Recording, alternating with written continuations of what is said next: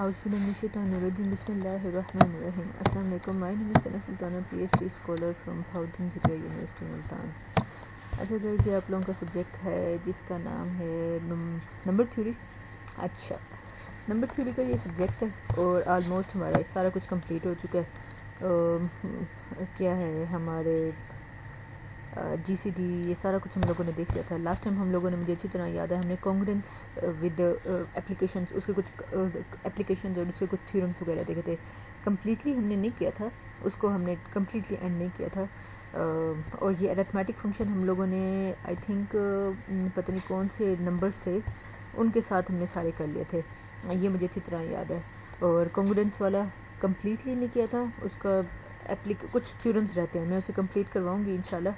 ये हमारा 14th हमारा है, तो ना हमारा ये 14th है, तो हम अब इसको ना एंड करते हैं। पहले जब ये एंड हो जाएगा फिर हम इसके ना जो चीज़ें रहती होंगी उनको फर्दर डिटेल में जाके देख लेंगे। मेरे ख्याल में अब हमारे एक ये वीक है और नेक्स्ट वीक होगा। नेक्स्ट वीक ऐसा कर लें, अगर आप लोग आते हैं क्लास में आ जाएं, क्योंकि आप लोगों के मेरे ख्याल से वुमेन कैंपस तो खुल जाएंगे, तो वहाँ पर आएंगे। हम लोग तो आते हैं, तो जो हमारा क्लास का वो होगा उस टाइमिंग पे ना हम लोग इसको, आप लोगों को कोई भी डिफ़िकल्टी हो तो मुझे बता दीजिएगा, वुमेन कैंपस में आके उसे डिस्कस कर लेंगे हम लोग। तो खैर ये अब इसे जल्दी ख़त्म करती हूँ और फिर नेक्स्ट वीक कोशिश करते हैं कि फ़िज़िकल एक क्लास लेकर ना आपको जितना भी ओवरऑल हम लोगों ने उस पर पढ़ाया है वो सारा का सारा आप लोगों को कवर करवा दूँगी। आप लोगों ने क्या करना कि ये वाला वीक तो नहीं, इससे अगला जो वीक आएगा उस वीक में जो चीज़ें आपको नहीं आती, जो डिफ़िकल्टीज़ हैं, पेन कॉपी लेकर आप लोगों ने कैंपस आना है, तो उस लोगों को हम वहाँ पे डिस्कस कर लेंगे कि ये पॉइंट था, ये वो था, ये हमें ये नहीं हुआ, वो नहीं हुआ, फलाना नहीं हुआ, ढिमकाना नहीं हुआ। तो ये सारा कुछ आप लोग एक ही दफ़ा जमा करवा के लिख कर आ जाएंगे और फिर उसको हम डिस्कस करेंगे इंशाल्लाह क्लास में। अच्छा चलें, ठीक है। अब आते हैं ये क्वाड्रेटिक कन्वर्जेंस, क्वाड्रेटिक रेजिड्यूज़ हमारे आज का है और टॉपिक है। ये सेम उसी तरह कॉन्ग्रुएंस के ऊपर बेस कर रहा है। कॉन्ग्रुएंस की कम्प्लीटली प्रॉपर्टीज़ तो मैंने आप लोगों को नहीं पढ़ाई, लेकिन कॉन्ग्रुएंस का इतना आइडिया मैंने आपको दे दिया कि आप लोग ये अब रेजिड्यू अच्छी तरह से समझ लेंगे। चलती हूँ मैं अपने क्वाड्रेटिक रेजिड्यू पर। ये लिखा हुआ कोई इतना अच्छा नीट एंड क्लीन तो नहीं है, लेकिन इतना है कि गुजारे लायक हो जाएगा। तो फिर देखते हैं इसे। if n raised to power x raised to power n is congruent to c under modulus n। अब इस नोटेशन को, मैथमेटिकल नोटेशन को आप लोग मुझसे ज़्यादा अच्छी तरह से जानते हैं। और यहाँ हमारे पास क्या है, x raised to power n इस कॉन्ग्रुएंस, ये जो तीन लाइनें होती हैं इसे कॉन्ग्रुएंस बोलते हैं। c ओके, कोई कांस्टेंट अंडर मॉडुलस n, ठीक है, इज सॉल्वेबल, बता रहा है कि ये जो है ये सॉल्वेबल होना चाहिए, एक बात। एंड दूसरी कंडीशन ये है कि m इस मोड की बात हो रही है और ये c ये कांस्टेंट की बात हो रही है। इन दोनों का GCD 1 होना चाहिए। अगर ये कंडीशन होल्ड कर जाती हैं, ये मैथमेटिकल एक्सप्रेशन, इसका सॉल्यूशन एग्जिस्ट करना चाहिए। सॉल्वेबल मीन्स इसका सॉल्यूशन एग्जिस्ट करना चाहिए, एक बात। m और c का जो GCD है वो हमारे पास 1 होना चाहिए। दूसरी बात, अगर ये दोनों कंडीशंस होल्ड कर जाती हैं, then c is said to be nth power residue of m। तो हम c को बोलेंगे c is nth power residue of m। तो हम इसे बोलेंगे c is said to be nth power, ये nth पावर होती है या रेजिड्यू ऑफ m, ठीक है, okay. Otherwise nth power is non residue, तो फिर हम इसे बोलेंगे, हम फिर अदरवाइज हम c को बोलेंगे c is nth power non residue. Residue की जगह नॉन रेजिड्यू आ जाएगा अगर इन दोनों में से कोई भी कंडीशन सेटिस्फाई नहीं होती।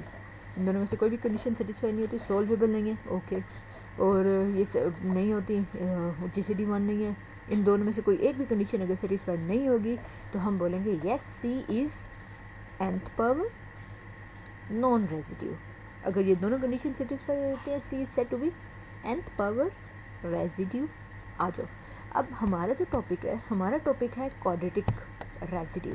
हम nth पावर रेसिड्यू में इंटरेस्टेड नहीं है, हम लोग किस चीज़ में इंटरेस्टेड हैं? क्वाड्रेटिक आप लोगों को पता है किसी भी चीज़, किसी भी एक्सप्रेशन की पावर 2 हो जाए, 2 हो जाए, तो हम उसे बोलते हैं कि ये हमारे पास क्वाड्रेटिक हो गया। जैसे क्वाड्रेटिक इक्वेशन आप लोगों ने देखी है, और कहाँ था ये, यहाँ ये रहा। अच्छा, तो सेम इसी तरह हम लोग इसी तरह अब आएगा। अब वो आप क्वाड्रेटिक में इंटरेस्टेड हो, nth पावर में इंटरेस्टेड नहीं हो, तो फिर n की जगह 2 लगा दो। सेम डेफिनेशन क्या देख लो, if x square congruence to C under modulus m is solvable, पहली बात, and m GCD of m and c must be is equal to 1, then c is said to be quadratic residue of m. Otherwise, c is said to be quadratic non-residue of m. तो ये आप लोगों को अब quadratic residue की definition पता चल गई होगी। और इस इक्वेशन को सॉल्व करना आप लोगों को याद होगा, हम लोगों ने ऊपर, मुझे नहीं याद, मैंने आपको सारी कम्प्लीटली करवाई थी, लेकिन उसने आहिस्ता आहिस्ता लेते इन एक्सप्रेशन को सॉल्व करना उसने सिखाया था। अब मुझे याद नहीं मैंने स्टॉप कहाँ पे करवाया था, अगर मुझे याद होता ना मैं ये वाला लेक्चर वहीं से स्टार्ट करती, तो इसलिए मेरा आज ये हुआ है कि मैं वहाँ से स्टार्ट नहीं कर सकती क्योंकि मुझे भी याद नहीं है। तो मैं अभी ये जब अब ये आप लोगों के लेक्चर ये स्कीमा स्टडी कंप्लीट हो गई है, फिर अब मैं देखूँगी कि कौन सा मैंने आधा अधूरा रहता है, नेक्स्ट लेक्चर में मैं वो उसे कंप्लीट करवाऊँगी। फिर फाइनल लेक्चर हम फिज़िकल कर लेंगे, तो इंशाल्लाह ये हमारा कोर्स कवर हो जाएगा, पेपर इंशाल्लाह अच्छे हो जाएंगे।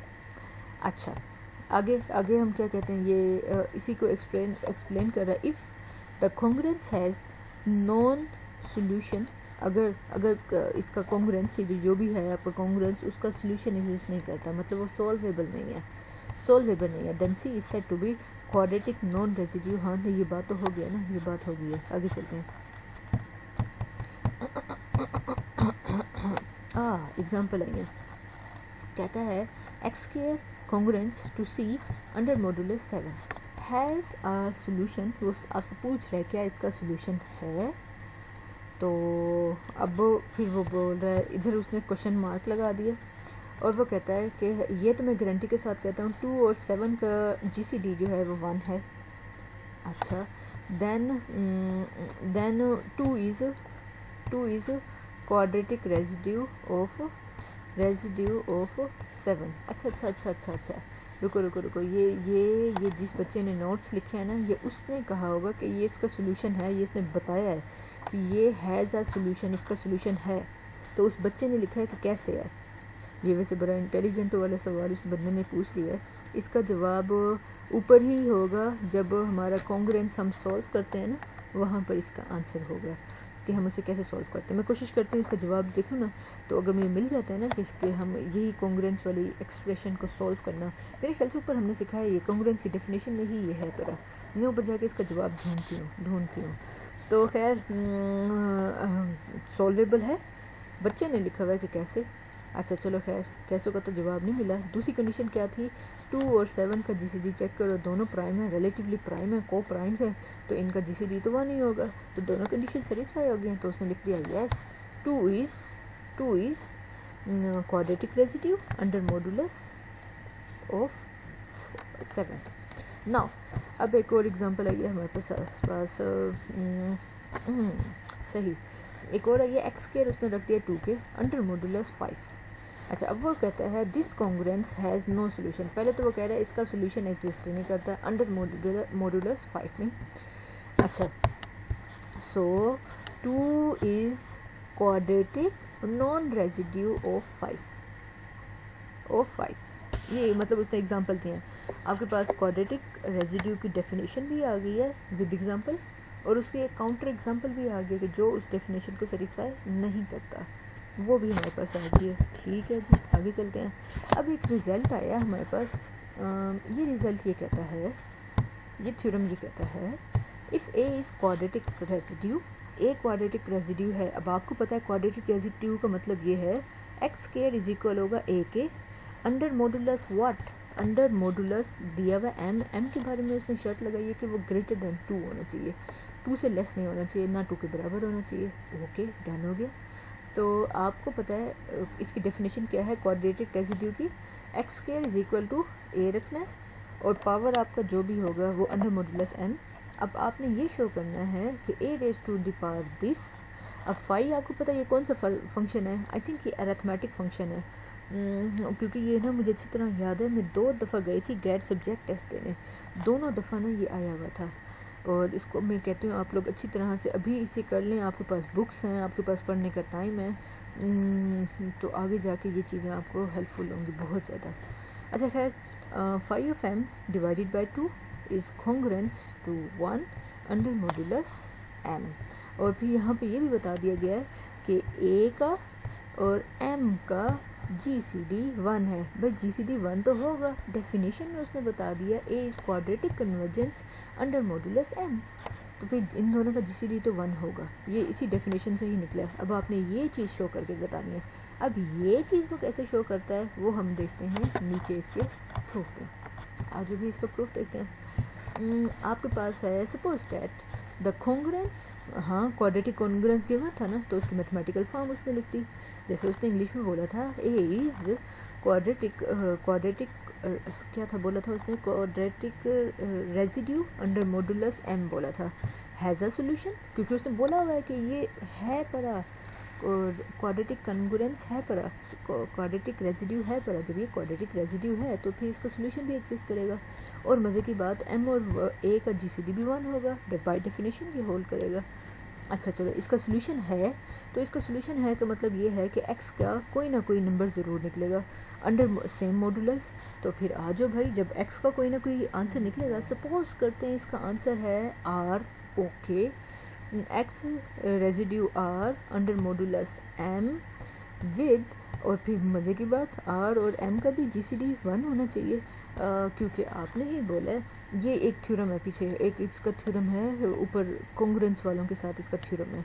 मैं आपको जब वो थ्योरम वो सारे कंप्लीट करवाऊंगी ना, फिर मैं आपको ना ये करवाऊंगी, आपको याद दिलाऊंगी कि वहाँ पर मैंने इस लेक्चर में ये पढ़ाया था, तो वहाँ पे ये उसे वो कर दूँगी, कोट कर दूँगी। चलें खैर, then by transitive property of congruency, congruency transitive property hold करता है। वो क्या कहता है, वो ये कहता है कि हाँ ठीक है, ये देखें ना, transitive property A implies B और B इम्प्लाइज C। अच्छा रुको, इन दोनों की शक्ल सेम होनी चाहिए।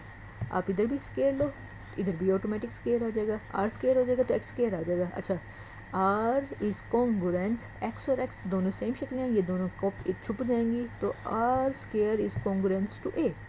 ये देखो ये चीज़ निकल आएगा under same modulus m, under same modulus m आ गया। और मज़े की बात, m के बारे में गिवन था कि ग्रेटर देन 2 है, ओके डन हो गया। अब एक और बात, अब वो कहता है ग्रेटर देन 2 है, सो इसका जो आप ये लोगे इज़ इवन, कोई वो इवन नंबर आएगा।